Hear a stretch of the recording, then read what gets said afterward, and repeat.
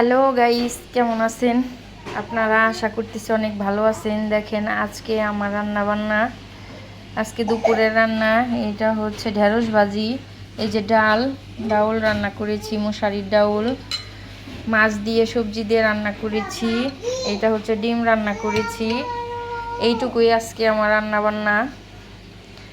এইদিকে দেখেন আমার ছেলে পুচকি মেয়েটার সাথে কেমন করতেছে, যে বাহিরের দিকে আবহাওয়াটা একদম মেঘলা মেঘলা।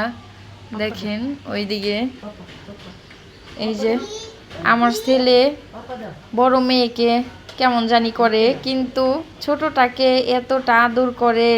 ছোট বোন মানে জারামণিও তাহিনকে প্রচুর পছন্দ করে, তাহিনও জারামণিকে অনেক ভালোবাসে।